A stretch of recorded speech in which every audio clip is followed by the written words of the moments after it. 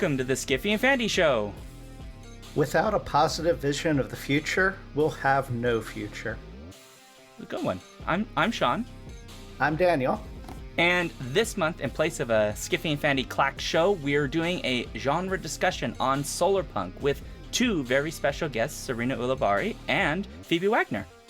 And so welcome to the show, you two. Welcome. Thanks. So, Sarena Ulibarri is a speculative fiction author and editor. Her short stories have appeared in Lightspeed, Solarpunk magazine, and elsewhere. Her novella, Another Life, was published this year by Stelliform Press. As an editor, she has curated and published several international volumes of optimistic climate fiction, including Glass and Garden, Solarpunk Summers, and its follow-up, Solarpunk Winters, and Multi-Species Cities, Solarpunk Urban Futures. Thanks for joining us, Sarena. Thanks so much for having me. And Phoebe Wagner is an author, editor, and academic writing at the intersection of speculative fiction and climate change. Their debut novel, A Shot of Gin, what a lovely title, by the way, is newly released from Parliament House Press, and her novella, When We Hold Each Other Up, can be found from Android Press. She's the editor of 3 Solarpunk anthologies, including Sunvault, Stories of Solarpunk and Eco-Speculation, and Fighting for the Future, Cyberpunk and Solarpunk Tales. And thank you for joining us, Phoebe. Thank you. So before we get to the Solarpunk discussion, some quick requests for you, our listeners. Please share your comments with us about this and past episodes at skiffyandfanty.com/listener suggestions or on our Discord channel. Some of these questions might get discussed right here on Skiffy and Fanty or our Patreon supporter exclusive Speculative Dispatch show. And if you aren't a Patreon supporter already, please consider supporting us at patreon.com/skiffyandfanty to enjoy more exclusive content. All right, so let's start with the big question, because I think I know what Solarpunk is. I think Daniel thinks he knows what Solarpunk is. But it may be something that some of our listeners are not very familiar with, and rather than just sending them to Wikipedia, I think it'd be great to ask you two to kind of explore, well, how do each of you define Solarpunk? And I suppose I'll start with this question. We'll start with Sarena, and then we'll go to Phoebe, and then we can kind of bounce back and forth. I define Solarpunk as optimistic climate fiction that focuses on solutions, community action, and a culture of care. So it's kind of those 4 elements. It has to deal with climate change. It has to have that culture of care. It has to deal with collective action, not just, individual action. And, and now I've already forgotten the 4th one, but the intersection of those things is what I consider Solarpunk. That's my current working definition. Phoebe, what about you? Yeah, so for me, I define Solarpunk as that a Solarpunk imagines new futures in the midst of and in opposition to environmental collapse, and that those futures are also realizing that we can't have environmental justice without also social justice. And so the interweaving of those two, that's always been an important aspect of Solarpunk for me. And so therefore, Solarpunk has to be actively anti-racist, anti-capitalist, and engaged in those ideas as well. And then finally, too, that even though technology plays a major role in Solarpunk, it's about having the right tool for the right moment. So a shovel is a piece of technology, as well as writing a new piece of code is a piece of technology. And so thinking about what is the right tool in the right moment. And those are some of the working definitions that I have when I think about Solarpunk and when I'm working on Solarpunk. Though, Sarena, I really like that culture of care. I think that's a great phrase to incorporate, to think about when working on a Solarpunk piece. And for me, both the culture of care and the collective action, that all incorporates the social justice and accessibility and all of those things, the anti-racism, all of that is folded into those terms when I use them. So yeah, 100%. I want to unpack this a little bit, because both of you have, I don't know if you both think of this explicitly, but essentially each of your definitions has, at least in part, at the root of it, some of what we might think of as like the critical utopian tradition, looking at especially like the 60s and 70s, trying to like tear down institutions and build some form of better future, even if it's not necessarily like idealistic in the most perfect sense. And and both of you have that in different ways. This sort of idea of a culture of care to me seems a rather utopian idea, because that can have so many different machinations. And then obviously woven within that from Phoebe, this idea of being anti-racist, anti-capitalist, trying to build a future that isn't rooted in fundamental inequalities, I suppose. And I don't know if both of you kind of feel that utopian tradition is sort of woven into this, if that's explicit, and I'll take it the opposite direction this time and start with you, Phoebe. Yeah, I think Solarpunk and Utopia has always had an interesting relationship. Solarpunk was, I think, really popularized in starting around the 2015-ish, 2013 era in the US through social media. And that's also when we were seeing a rise in dystopian literature from like Hunger Games on up. We also had like Mad Max Fury Road came out in 2015. And so I think there was definitely a reaction to this sense of if we're popularizing and really imagining a lot of dystopian futures, then what are we actually going to build in the future? But at the same time, we need these alternatives, right? But at the same time, I think I do not see Solarpunk as utopian, just because it's so wrestling with climate change. And I think if we look at utopias, oftentimes they are like, if they're a true utopia and not like Le Guin's ambiguous utopia, there is not going to be that threat of natural disaster or like a drought or something like that quite as explicit. At least that's my reading of a lot of utopias. So I think Solarpunk is really wrestling with how do we adapt, and I think utopia is oftentimes past that at the point of adaptation. Like the adaptation has already happened, and so Solarpunk's wrestling with that actual transformation versus post-transformation. Yeah. What about you, Sarena? How do you approach this? So I agree that it's not entirely like a Solarpunk community is not a utopia, but I still think that Solarpunk imagining is utopian in nature, in the sense that we are working toward that sense of utopia. To me, all like political systems and philosophical systems are utopian at their core, and they're never implemented perfectly, right? And especially, I always say I don't believe in utopia because people live in it. And people will make a mess of anything. So long as there are human beings in this world, it's never going to be perfect. But I do think that it is a utopian thought experiment, even just to look at better futures, even if it's not a perfect future, because like Phoebe said, we're dealing with climate change, and we're dealing with a world in which we're going to have to adapt, a world we are already adapting to the changes in our environment. So I don't necessarily look at it as perfect, but as better. And to touch on your point about the critical utopias of the 60s and 70s, to me, we're definitely building on all of that imagination, all of that work that was done. My mother was a flower child in the 60s, and she always says flower child. She's not a hippie, she was a flower child. And and the whole Earth catalog from the 70s was a huge foundation of Solarpunk, even if we don't realize it. It took me a long time to discover that, but once I looked through it, I was like, oh yeah, this is where a lot of our ideas took root, or at least there were the seeds of it, and then we have sort of grown from those ideas. So yeah, we're definitely working on the foundation of those critical utopias of the mid 20th century. I think something that kind of comes out to me in both of the ways you're thinking, you're both, if I could make a sentence that makes sense.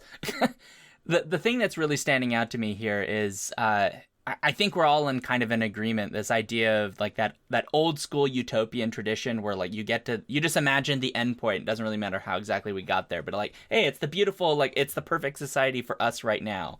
But both of you are kind of talking about the like impulse, that utopian impulse to make a better world. And I think you're both right. Like, as long as humans are involved in this, like, it's going to be imperfect. It's going to be flawed. It's going to have all its weird things. I'm glad, Phoebe, you brought up Le Guin, because that I was thinking the dispossessed in my head that exact moment. Like, the best possible place you could make in a world with, it's like a desert planet with no resources. This might be the best we can do. and it may not be the place I want to live, but the alternative is everybody's dead. So what do you do at that point? So I like that if we think of Solarpunk as maybe at its core, trying to be more positive and trying to think about solutions and ways of thinking and being that are better than what we're doing presently, even if like the end point is not entirely defined, I suppose is where kind of both of you seem to be taking my brain at this moment. We don't know what the solution to climate change exactly is going to look like, but we're going to come up with something, or we're all not going to be here anymore. Well, and the infuriating thing about climate change is that there is no one solution. There are a lot of solutions, and that collective action. But in terms of telling a good Solarpunk story, a lot of people get stuck on that of like, if everything's better, where's the story, right? And I think of it as you said, the end point. The end point maybe is utopia. We don't tell stories about the end point. We tell stories about the road on the way there. Yeah, and I wanted to follow up. I was thinking the same exact thing, Sarena, is that's one of the things I think that makes Solarpunk unique, or has the opportunity to really open up Solarpunk, is that there isn't one solution to climate change, and that there's going to be these different community responses and adaptations. And one reason that's so important that Solarpunk is a global genre, that it does have this plethora of voices, is for that very reason. Like, I'm not going to be able to imagine that one solution, but I might have some ideas for my community in central Pennsylvania, where I've spent a lot of time. And so being able to bring in all these different voices and also tell stories from these specific communities, I think is also an important aspect. From what I've read 100%. of the genre, it's very much is about the process of working towards something, as we've kind of said. And one of the things that struck me about it always was it always leads with this idea of optimism. But then of the Solarpunk that I've read, when you first approach the stories, you don't immediately get the sense of that optimism necessarily. Some of them, yes, but many of them, they're still very dark. They're still filled with a dirty world. And there's only a glimmer of that optimism maybe in there, a nugget that the reader can kind of hold on to based on some speculative fiction idea.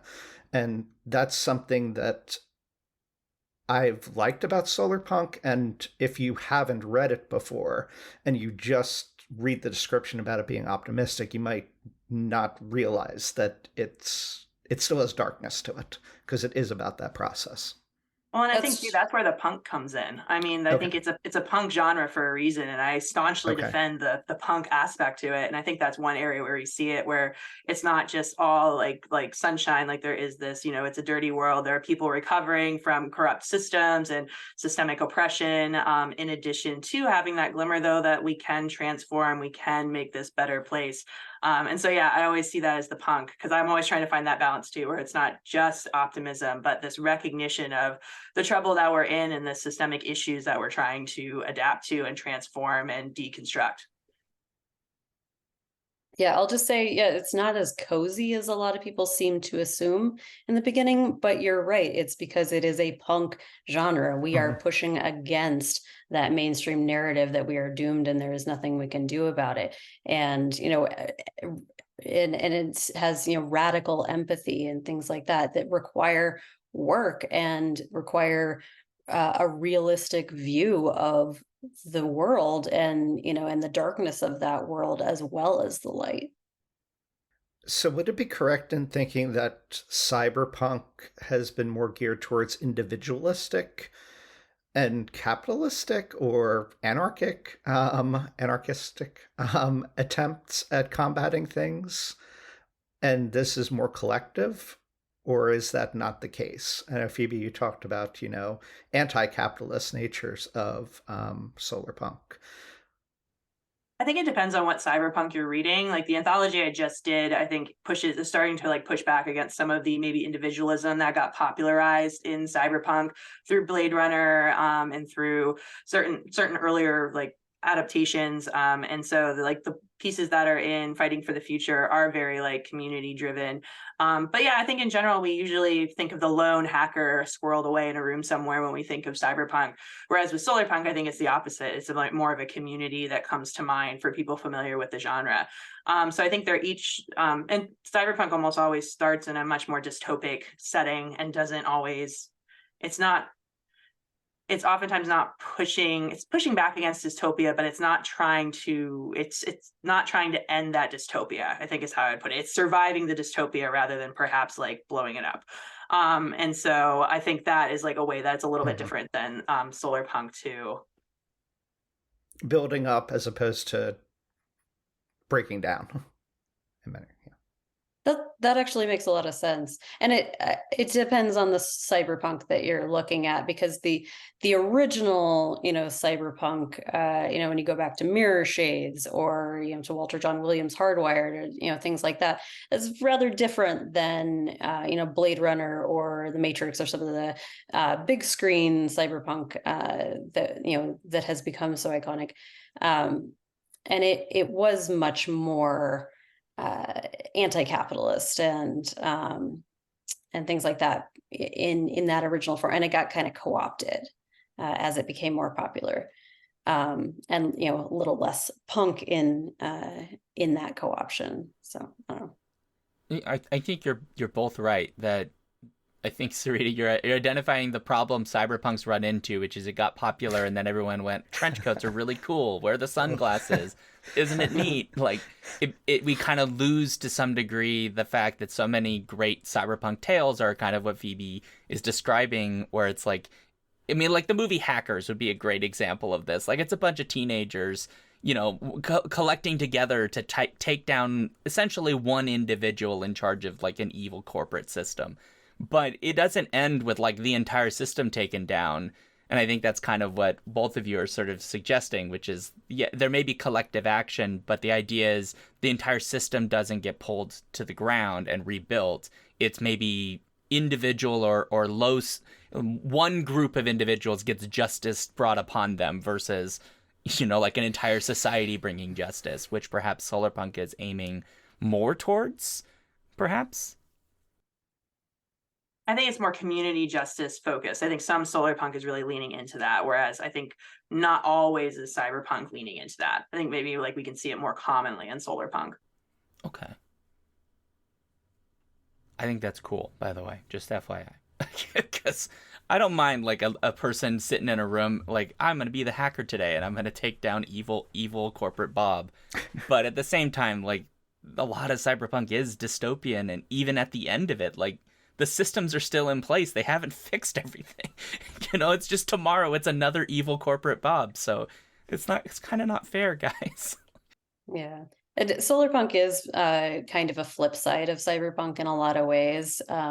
Just aesthetically sort of, bringing the light rather than the dark, and the natural rather than the neon and things like that. And cyberpunk has this saying of move fast and break things, right? And the Solarpunk equivalent is move slow and plant things. It's like Johnny Appleseed, perhaps. Who was a rebel. Yeah. Right? Yes. Yeah.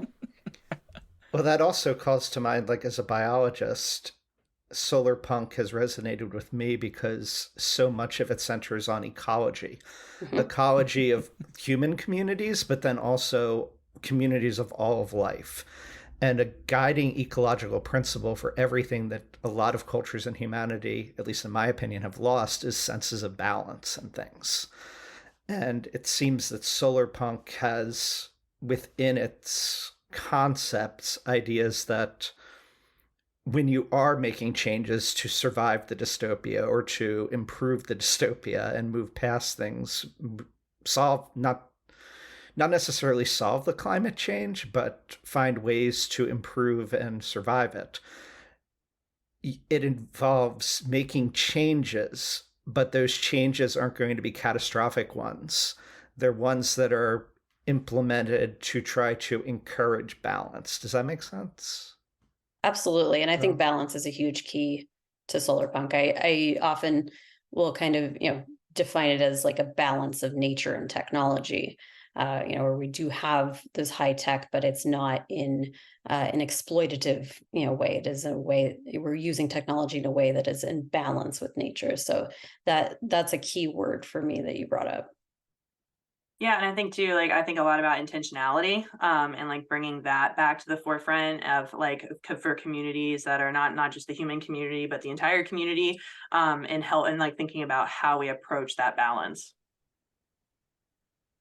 It's it's got to be really hard to write, I imagine, just because as a biologist, the more I look at things, I think like even just trying to cure diseases, we poke around, but then we make the situation worse because we stop people getting sick, but now we don't have parasites, so our immune system stinks, so we die anyway. And so it's just so incredibly challenging to live life and still maintain those balances without disrupting things. And I think that's So, one reason it's so important to have so many different voices in mhm. Solarpunk, because like it's like I can't, yeah, it's the hardest thing I write. Whenever I sit down to write a Solarpunk story, it's the most difficult thing I attempt. And so I'm not going to be able to, I don't have all the pieces. I'm always going to other voices and reading more and working on my own internal issues, and like engaging with my community in order to try and like get the compost and the fuel necessary to actually sit down and write a successful piece of Solarpunk. So yeah, like it's by far the hardest thing that I do when I sit down as a writer. I agree. It's definitely a challenge. And it is easier to see or it's easy to imagine how things go wrong. Mhm. It is much easier to write the dystopian or the apocalyptic, or even to like right. A lot of people approach solar punk with like a blank slate idea, meaning like the apocalypse did happen, or something crashed so much that we're basically starting over. And it's much easier for a lot of writers to imagine that way. It's much more challenging to imagine a better trajectory from now. But that's the challenge that we're taking up, and that we're asking other writers to take up when they're approaching solar punk is how do we do that hard work of thinking through the way that things could be better. It is very challenging. Yeah, and I think having diverse voices in that of thinking about how to meet those challenges is exceptionally important because so many different cultures have different ways of viewing the world and different ways of looking at connections or appreciation of balances that can bring that perspective to the table, I guess. Definitely, definitely. And that was one reason that I found it so important to bring the Brazilian anthology into English. So through World Weaver Press, I ran that Kickstarter Hmm. that funded the translation of the Brazilian anthology. And I didn't know what the stories were about. I didn't know if they were any good. I just knew they needed to be part of the conversation, and that we could not leave out the global south, and especially when they were the first ones to use the term, like that was an Hmm. important foundation. And then we've with the multi-species city anthology, so that goes back to Daniel, what you were saying earlier about not just a human community, but a whole diversity of the ecosystem. We have stories in that from all over the world, and about all kinds of different community of mangrove trees, for example, is a or the, birds or fungi. There's all kinds of non-human creatures that get their stories told as well. And that I can't tell a story about mangrove forest from my home in Albuquerque, New Mexico. I don't know that ecosystem, right? But someone in the Philippines told that story, Mhm. and because that is incredibly important, in their climate and in their ecosystem. So yeah, we definitely need the diversity of human voices, and human voices giving voice to non-human. Mhm. That's a really interesting idea that uh like animal fantasy, animal science fiction is always kind of it's been around for, generations, centuries really. If not longer than that. Millennia, I guess. Uh but you're not wrong. Like if you're talking this Brazilian anthology, like we're talking about the Amazon, and the sheer volume of animals that exist there, and what are their lives under climate change, and what responsibility, I suppose, do we as humans, these bizarre thinking agents who are on Twitch right now, like, what responsibility do we have in it, and to like try to think about their perspectives as best as we possibly can, I suppose, being humans. And I was just watching like on YouTube the other day, like these people being super excited because they may have found a species they thought was extinct in the Amazon. Like they caught this monkey and they were just like looking at the back of this monkey from like a camera in the middle of the woods, and he's like about to like freak out because he thinks it's this monkey he thinks has been extinct for all this time, and then it turns out it's the one everybody thought was extinct. He was so excited, and I was like, well, yeah, but now we need to have the conversation of how did it end up extinct and what do we now do? Like, what responsibility do we have that one monkey? That, I mean, does that one monkey have like significant others? Like, how do we save that one monkey now? I think like I'm rambling, but because the animal thing is such a big deal. Like even just in the last couple of years, we've gotten news of animals that there are still animals of them left, but we know they're going to go extinct because there's either no females or there's no males left. And so we're like sitting here literally on this, where these humans watching these animals, knowing in a few years that's it, they're gone forever. And that's like, how do you find, I'm rambling, I'm sorry, but like now I'm getting like really sad because what is Solarpunk's answer to this problem? Like, help me save the animals, please. Sarena, do you want to go? You have that new anthology coming out, so I feel like you should go first. Yeah, the new anthology is called Solarpunk Creatures, and it is all about more, we call it the more than human world. But again, there's not one, there's not one solution. And let's see, I don't know. I wrote this essay for Strange Horizons called Hope and Horror in Climate Fiction, and actually just won the like Utopian Award for nonfiction. And in that, I was analyzing two stories that were very similar with very different approaches. One was The Impossible Resurrection of Grief by Octavia Cade, which is a novella, and the other is The Birdsong Fossil by D.K. Mock, which I published in the Multi-Species Cities anthology. And they're both dealing with extinction and with this proposed solution of sort of creating robotic animals to either replace the animal in the ecosystem or to kind of like assist. Like there's a whole thing in the Birdsong Fossil about cranes that have been cloned, but they need they don't know how to be cranes, and so we have like robotic cranes that help them like learn their things. So anyway, I don't have an answer, but I did kind of analyze these two approaches to it, one very dystopian and one very solarpunk, and how they're both really powerful for dealing with that climate grief and that climate anxiety that I just saw you like spiraling into when we start thinking about extinction. Yeah. Right. And so, this is one of the ways that climate fiction is useful, and not that stories have to have use, but this is one of the functions of climate fiction, is to help us process these really horrible emotions dealing with climate grief. And so hopefully the Solarpunk Creatures anthology can help with that as well. And and I think a lot of solarpunk, that so long as we're dealing with more than human worlds, that that can help us process some of that. Yeah, I was really thinking about this in my novella, When We Hold Each Other Up, and I really wanted to try and figure out how to engage with this. One thing that's been really inspiring for me, and like I said, it's really shaped my thinking in this, is also Robin Wall Kimmer's Braiding Sweetgrass, which is a creative nonfiction collection. But she has an amazing essay called Learning the Grammar of Animacy.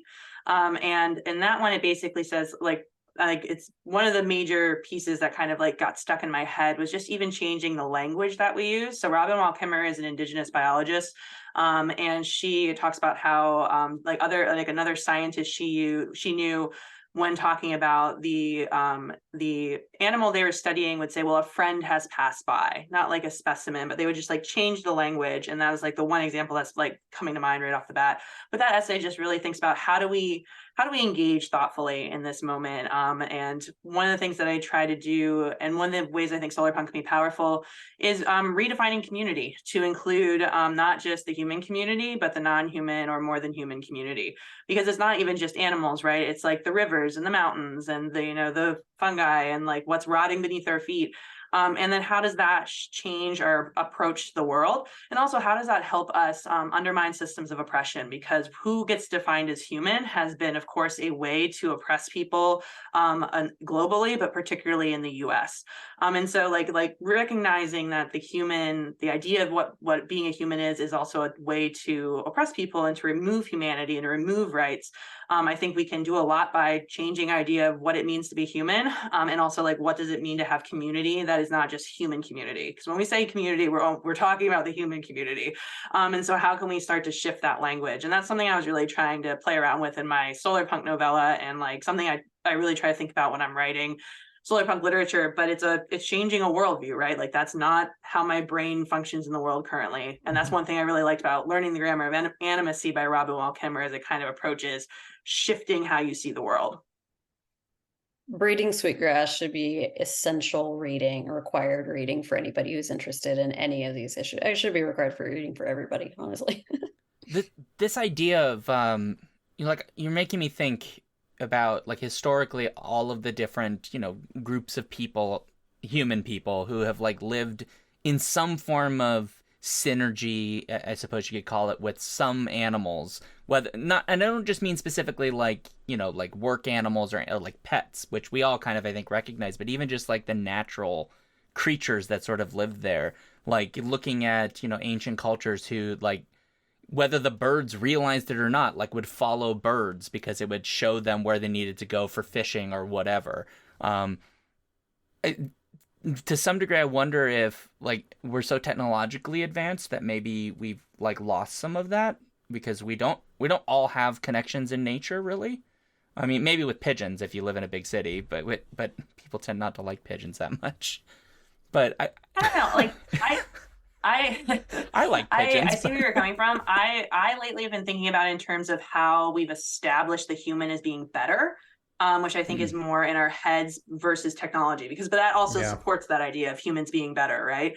And that goes all the way back to like the chain of being, right? And like just Western philosophy in general, and the Enlightenment era and all these different things that we've built so much of our literature, history, our humanities in general off of. And then of course that's infecting our education system.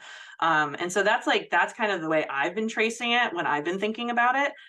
Because if we've just been so told for so long that we are the top of the food chain, that we are the best as humans, then that's going to filter in from childhood on down, right? And so like, how do we then undermine this quote unquote Western ideology and like shift how we look at the world, away from a human supremacist, which is also so often a white supremacist lens, like if we go all the way back to the patriarchal religious chain of being and how that was utilized. Yeah, as a microbiologist, I like the panic that I have over climate change and such is the loss of microbial diversity that we're seeing in just within the humans too. So if you want to like only care about humans, there's a destruction of diversity within us that's affecting things in scary ways that we don't understand. And within communities out there in other ecosystems outside of the human ecosystem, there's species, and there's a relatively few number of species that are capable of fixing nitrogen. If they're gone, it's game over. There's nothing else that exists to fix nitrogen. And we're starting to see decreases of diversity globally in that regard. And so that's very worrisome.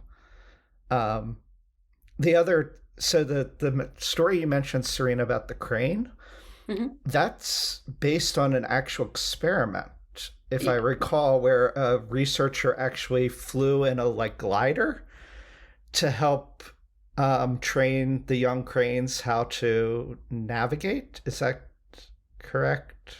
Or to your memory? Yeah, I know that both of these stories were pulling from the same research. And I'm sure it's that same one that you're mentioning. I don't remember the details of it myself, but yeah, these are, two authors that heard about that, read about that, and let their imaginations go into very different ways from that. Mm-hmm. Interesting. Mm-hmm. And so the other thing that came up from the discussions that I was curious about is Phoebe mentioned this indigenous author, and I do hope we can get a list of things for like the show notes of works that you've mentioned. But I'm on it. Is Don't there worry. okay, good.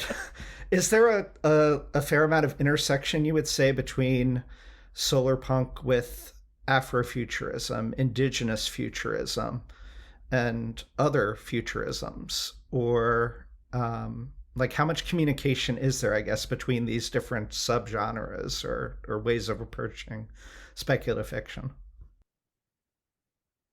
That's a great question. I think one, I think a lot of times the people that are also writing indigenous futurism or Afrofuturism or African futurism we're thinking about similar things. But I think it's also really important to make clear the genre distinctions, because sometimes I'll see someone call an Afrofuturist text like, oh, this is like a solarpunk story. And unless the author has explicitly stated that, I think it's really important to like respect the author's intentions of what genre they were using or how they define their work, because these are genres that are developing and have different aims and goals than solarpunk. Like I think there's certainly like a Venn diagram of overlap happening, particularly in just imagining different futures. But like I think just they're still separate, right? And like being clear about that. But certainly like engaging in that, that the importance of the sci-fi genre, right? Of imagining these futures, and that we can't build towards these futures unless we've imagined them. Adrienne Marie Brown is very clear about that in Emergent Strategies, and as well as other authors and activists, that, imagining the futures is step one. And we've been doing that for a long time. And so like, it's important to be bringing in these diverse voices as we are imagining these futures and recognizing the previous imaginations that are part of that archive. Yeah, I'll add to that I agree that they are sort of overlapping but separate things. Indigenous futurism and Afrofuturism and those kinds of things. There's actually a whole slew of Brazilian ones too that I will get the names wrong if I try to pull them out of my head. But there's several types of futurisms coming out of South America too. And I think of them kind of as like convergent evolution. Like we are looking at very similar ideas and even sometimes similar approaches, but they're kind of coming from different branches and different origins. And there hasn't been as much overlap as we maybe would hope there would be. A lot of Native writers or African writers that I've spoken to about solarpunk, they're not so into it because they coming from the history that that their communities have dealt with, they're less interested in this optimism part of it, because they're kind of let's see, how do I say this? Like they've already experienced multiple apocalypses, and so they're approaching it in a different way than many other writers are, and that makes sense. Yeah, so I'll just leave it at that. Yeah, that makes a lot of sense. So so I'll throw it out to folks in chat if they have any questions they'd like us to ask, because we can't keep you guys here forever, because at some point you have lives you have to go back to. I assume. But I suppose I wanted to ask kind of a different way of thinking about the optimism, because at the very beginning, I'm going to kind of like circle back, I suppose. At the very beginning, we had talked about like collective action and community action and a sense of perhaps degrees of optimism about various kinds of solutions we could create in those communities. And I wonder if in thinking of that question, how in your experience, in your knowledge, are there works of solarpunk that are sort of thinking about actually creating that conversation across cultures, where maybe the solutions that are being offered are not necessarily always going to work together in the perfect way, but that idea of sharing and exchanging of ideas and working together towards common and different goals that maybe get to somewhat of the same place, maybe that's some part of that community action in Solarpunk that you're aware of. That's kind of where I'm really curious. So the story that reminds me of immediately is the first story in Glass and Garden Solarpunk Summers, which is Caught Root by Julia K. Patt. And that's exactly what it is. It's two communities who have it's two kind of solarpunk communities who have developed their little mini utopia in different ways with different strategies. One is very, very nature based. One is very technology based. They're both interested in sustainability. They're both interested in community care, things like that, but they have different strategies for it. And the story is about an ambassador from one of those communities going to the other. And so that sounds like kind of what you're describing. And they're not actual cultures, it's not, it's not like someone, from Africa going to France or, something like that. It's not like actual communities, but it's a metaphor for those kinds of differences in real communities. So that's the first one that comes to mind. Yeah, I wonder if one reason we're not seeing it at the cultural level is because Solarpunk has not made the jump fully to novels yet. And like to have like cultures, you need that like length, to really do it right, especially on a delicate subject like that. And then one story that came to mind is The Scent of Green by Anna Sun, who that's in Fighting for the Future. And it's not quite as direct as the story you were talking about, Sarena, but one of the things I liked about it is it's about this person who goes to this community that needs to attract more people to the community in order for it to keep running, because it is an important producer of algae for different reasons, and they can't get people to come because it like smells bad. Like, I don't want to spoil the story, so I'm going to go there, but they're very distrustful of this person that's sort of sent to help them figure out this problem, because they think it's like that the things that the solutions she has will not be effective for their community. And so it's kind of like this outsider coming in that's from these other communities, and like, how are they all going to work together, and like, can they come up with a solution? But I certainly think this, I'm starting to see more often, like just from these examples we were bringing up, and like I was thinking about this in my novella too. Like, one thing I think Solarpunk needs to be careful about is not homogenizing and being like, okay, this is how we're going to approach every problem. And so I think it's important that we do have these stories, just like you described, Shaun, that are showing that we can have a plurality of approaches to these issues, whether it's stemming from culture, from region, from like just the resources available, like however it comes down to it. And that's a good thing, not a bad thing, that we shouldn't try and come up with this global or continental solution. So we do have Anna Soon has a story in Solarpunk Creatures too that sounds like a very similar theme, where it's a human character who is negotiating a conflict between two different species of birds, and and they have the technology to like speak to the birds and stuff. But yeah, that's kind of fun. Yeah, I like that. So we have a question in chat. This is from Tanya, and Tanya asks, if apocalyptic / post-apocalyptic, if a apocalyptic or post-apocalyptic storyteller is imagining what's the worst that could happen, what will the storytellers who have experienced these worst things, what could they imagine? I think is the question. Am I reading that right, Tanya? Because I think I'm misunderstanding.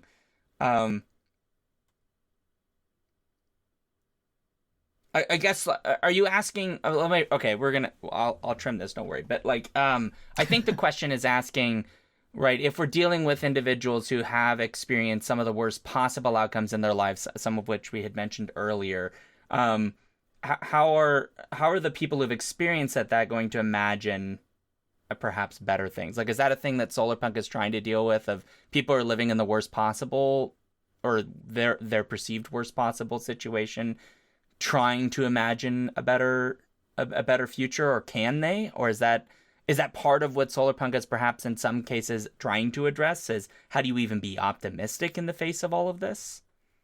I'm spinning the question a little bit, trying to help my brain too.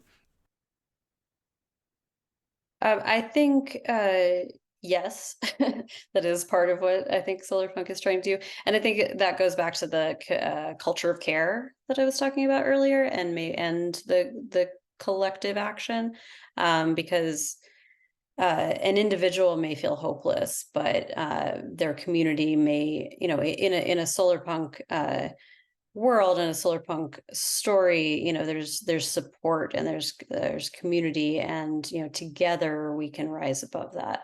I think there's a there's a story that deals with this that I'm trying to remember. Although one that I'm thinking of was in Solarpunk magazine by Starhawk, and I can't remember the dress, something about the dress. Anyway, it was in the very first Solarpunk magazine issue, and it's available online now.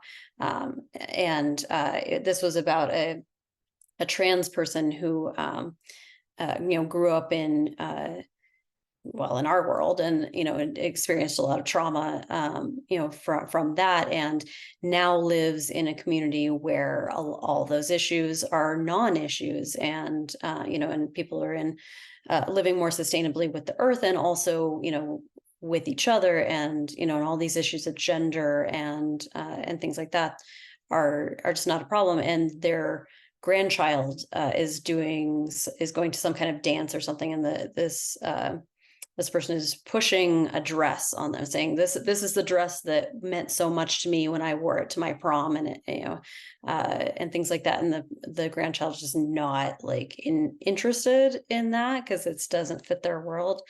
And so that seems like an example of a story that's dealing with someone who has dealt with a lot of trauma, and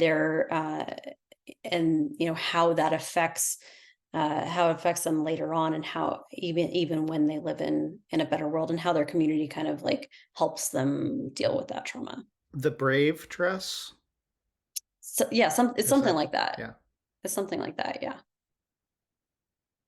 But I think that's a theme that is rich for exploration in Solarpunk.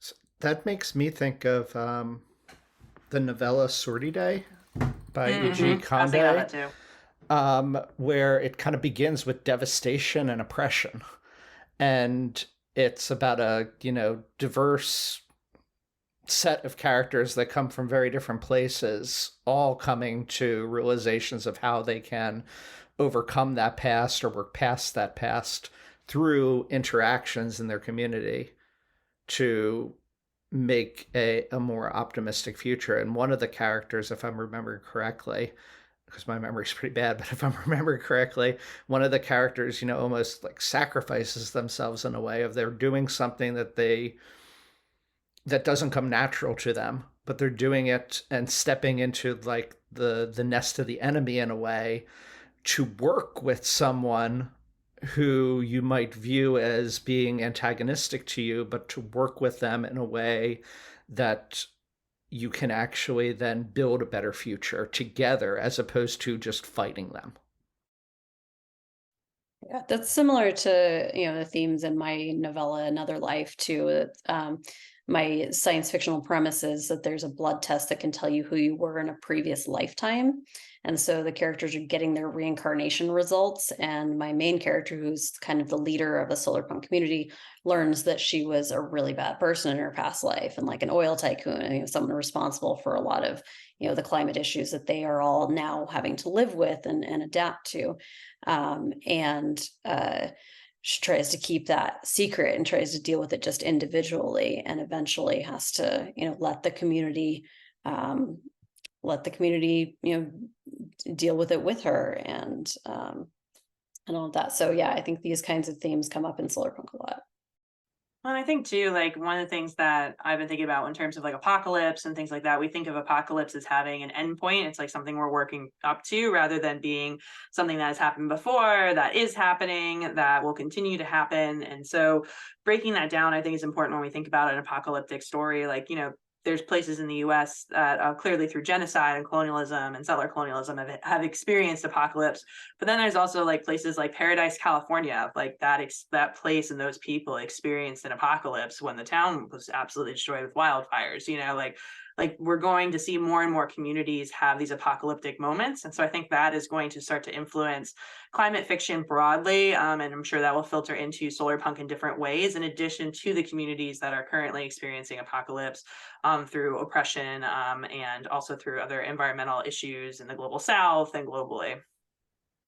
I want to say too, to jump on that, is Mad Max and, those kinds of stories. I love those, but they've kind of convinced us that, when the apocalypse happens, it's all dog eat dog and, everybody for themselves and things like that. And in reality, when these kinds of disasters happen, people come together and, and communities, become more resilient through collective action. So, the apocalyptic fiction that we've been fed is not realistic, and it is a fantasy, and it's important to remember the way that people actually react when when the disaster strikes.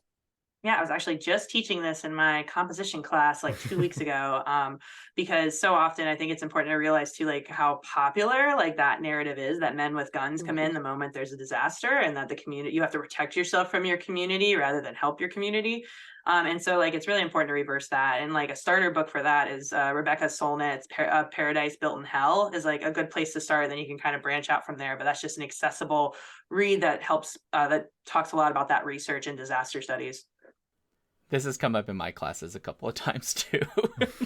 What happens if, like, the zombie apocalypse starts and everyone is like, well, we're screwed. And I'm like, no, we live in the cold, like, north in Minnesota.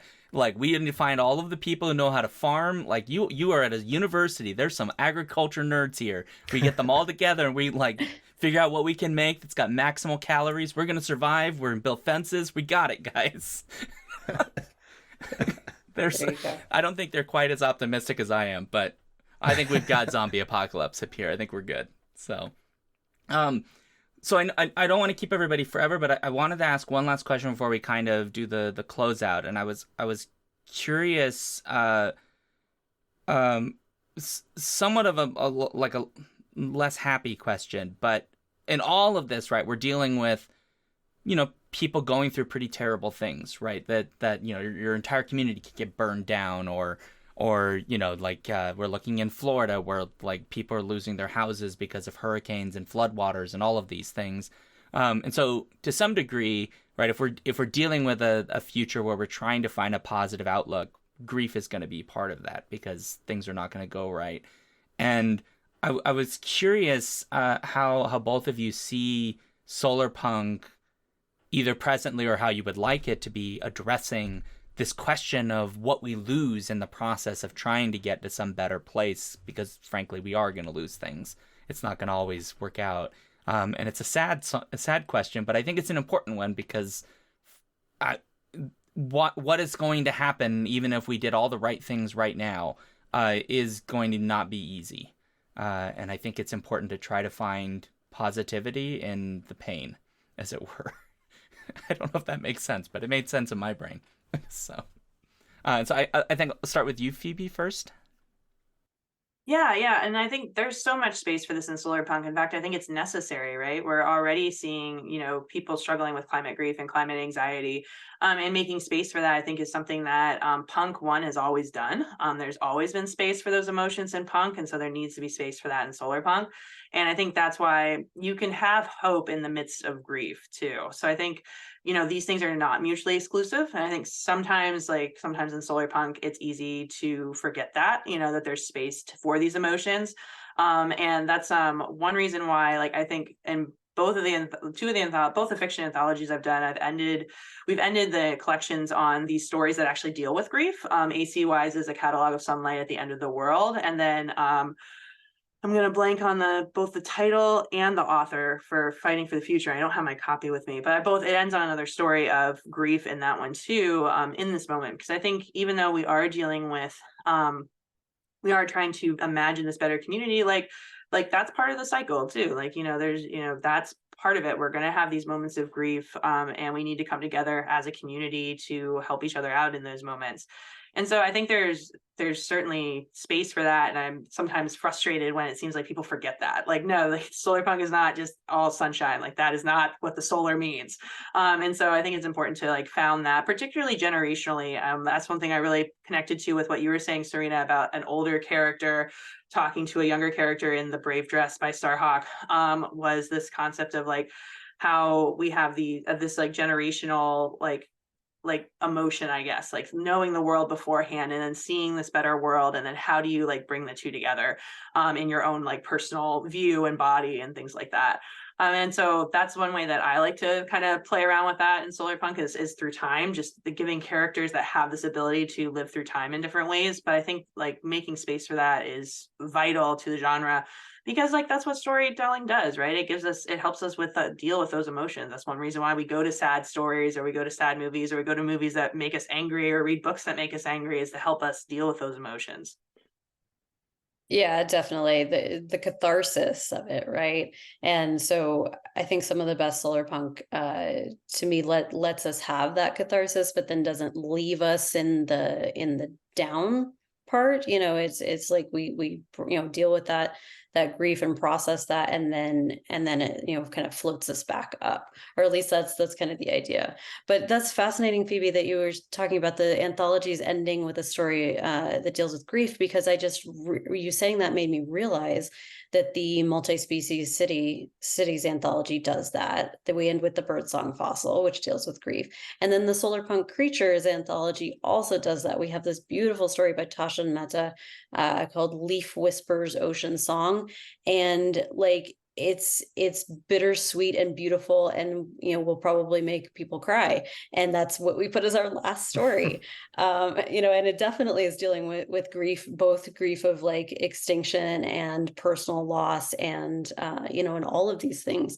And it just felt like the right story to end with, even though this is supposed to be an optimistic collection, and it is, but I think it's that catharsis that we are trying to make space for in Solarpunk stories.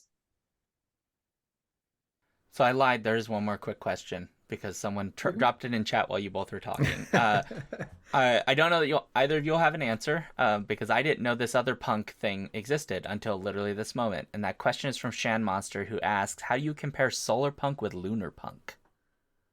Oh, So you're gonna go for it. Yeah. Lunar punk is kind of a newer thing. It's an expansion of Solarpunk, I think, as the moon is a reflection of the sun. So it's lunar punk is aesthetically a little bit darker. If you think just color scheme of Solarpunk being greens and yellows and oranges, things like that. Lunar punk is going to be purples and blues and dark reds and things like that. So and it's Solarpunk is in the day, and lunar punk is at night, and Solarpunk is about like science and solutions and practical action, and lunar punk is about spirituality and the more internal journeys and internal changes. And then those are generalizations, and there's a lot of overlap. And some of the stories that I've published in the Glass and Gardens anthologies could be called lunar punk, and it's still something that's being defined. But I had a story in the by the first lunar punk anthology, Bioluminescent, which was published by Android Press, and it takes place in Hawaii, and is and it almost all of it takes place at night, and we have like bioluminescent tidal pools and orchids that are kind of glowing and look like other creatures, and so there's a sort of magical like ambiance to it, but it's not. In my story, I leave it kind of ambiguous whether it's, it is actual magic or supernatural, or whether it's just the character's experience of this and their sort of internal, and as someone that was dealing with grief too. So yeah, the lunar punk is still developing, but it's sort of the nighttime to Solarpunk. I don't know if you have other ideas about that, Phoebe. No, I think that really sums it up, and I think oftentimes I think one thing that is a little bit more lunar punk, and Sarena, correct me if I'm wrong, is that's where you'll see like actual like more fantasy style magic come in a little bit, like not necessarily references to like heathenry, paganism, druidism, not necessarily that, but like a little bit more like fantastical. You'll see that more commonly in lunar punk than in solar punk. Is that fair to say? I agree with that. And I would also say that when I see a story that's sort of branding itself as solar punk and it is more fantasy, I am more comfortable calling it lunar punk than I am solar punk, because I like to keep solar punk a little bit more science fiction than fantasy. We don't want to fall into magical solutions and things like that aren't things we can actually use to guide us toward better futures. But there's a lot of power in fantasy as well, and a lot of power in metaphors that fantasy stories can bring up. And so yeah, if lunar punk is a term that can capture those stories and guide them to the correct audience, then that's great. This is very interesting, and now I need to go read Bioluminescent because I apparently missed out on some stuff. So. It's a good anthology, and there's another story by Starhawk in that is amazing. Oh, fantastic. I'm gonna grab it because I don't think I own it Well, yet. thank you for those questions in chat. Yeah, thank you very much, everybody. So 2 quick questions to end. These are the, more about you two as creative human beings. So we'll start with Phoebe with the first part one, which is, what are you working on next? I'm just in the editing process of a new novel. The working title right now is Do Not Go Gentle. And I'm going into the agent trenches. I do not have an agent, and I am trying to take that step in my career so this is my 3rd time going into the agent trenches. So hopefully 3rd time's the charm. But this is actually a dark academia novel because I'm an assistant professor of creative writing at a small liberal arts. And I really wanted to talk about like the problems of higher ed. So I just had my first beta readers come back, and that was one of the things they commented on, is they said, I hate read half of it because it was like, this is what I experience every day as a professor. So that's kind of what I'm working on right now. I have a bunch of short stories and stuff in the works right now, but that novel is kind of what's taken up all the space in my head. Perfect. And what about you, Sarena? So I have another novella that's coming out in December. I'm going to hold up the cover for people that can see the screen. It's called Steel Tree. It is solar punk, but it takes place on another planet. It definitely has solar punk themes. This is a science fiction retelling of the Nutcracker. So I have taken the story of the Nutcracker, both based on the ballet and the original E.T. Hoffman novella, and put it in space. So this comes out in December, and I have been working on a possible sequel to it. I haven't shown it to Justine or anything yet, but so maybe it'll happen, maybe it won't. But I've been working on a possible sequel to this, and I use the structure of A Christmas Carol, but also in space. So and with solar punk themes. Excellent. Daniel, you can take the last of the two. Okay, so the second question is, where can people find you? So Phoebe, go ahead. Yeah, so probably the most consistent place to find me in this day and age of social media breakdown is I do have a website, Phoebe-Wagner.com. So that's where all my social media will be linked. I'm also on TikTok. That's probably where I'm the most common, is on TikTok, and I'm at Prof Phoebes on there. But you can also find that through my website, or just look me up on TikTok. So those are probably the most consistent places. I have a Twitter and an Instagram, but I know we're all kind of in that weird zone right now. So yeah, TikTok and my website are the best. I just started a TikTok, and I don't know if I know what I'm doing yet, but that's okay because it's the Wild West now. It's an adventure. Exactly. And then Sarena, what about you? I also have a website, and if you get all the vowels in my name right, I'm very easy to find, which I know is a difficult task, but SarenaUlibarri.com. Social media wise, I'm mainly on Blue Sky, actually, and I use Mastodon as well, which I really like, and it's starting to kind of get Instagram a little bit. I really didn't like Instagram at first, and now I'm warming to it, but yeah, we're all in that kind of social media diaspora right now. I'm not on Twitter anymore at all. But yeah, Blue Sky, Mastodon, Instagram, or just find me on my website. Perfect. Well, thank you both very much for being Yes, here thank you very much. and giving us your expertise and your thoughts. We really appreciate it. Thank you so much. This has been so much fun. Well, I'm glad. Thank you for the conversation. You're welcome. Okay, so for folks that are at home listening to this or presently in chat, as a reminder, if you have any thoughts that you'd like to let us know about, we have a newsletter thingy or a listener suggestion thing. One of those things, it's at skiffingfandy.com/listener suggestions. If you happen to have a Solarpunk story that you really love, let us know. We'd like to have that in our email. So we're on most of the social media sites, except Twitter is being phased out because that place is a nightmare zone from hell. And so we have a link tree that folks can find. It's just linktree/skiffingfandy. You can easily get there. The newsletter and all that good stuff's there, and our Patreon, etc. if you want to support the show. So there's that. Oh God, there's more to the script. Oh my God, our script's so long. There's you. There's me. Oh yeah. I have a link tree as well. Where can we find you? Yeah, that's the link tree. Just go linktree/Shaun Duke and you'll find all the things. I also am phasing out Twitter of my own because it's a nightmare in which hell goes to die, I guess. But yeah, so you can go there. But obviously, Alphabet Streams is where the Skiffing Fandy Twitch channel will be moving to permanently so that I can manage my life better. And that's where I'm on Twitch playing games and doing things like this. So yeah, so you can find me there. And Daniel, what about you? Where do people go to find you? You can find me at reading1000lives.com. That's 1000, or on Blue Sky, also at Reading 1000 Lives. Well, since Daniel's written his awkward statement at the end, we usually end the show awkward. I'm sorry, Phoebe and Sarena, you didn't know this because I didn't tell you. We end it awkwardly. I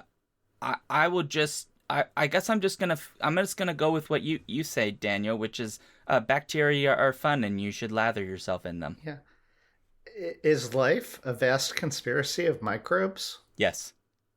It absolutely is. I agree. All right, and on that note, awkward ending and scene.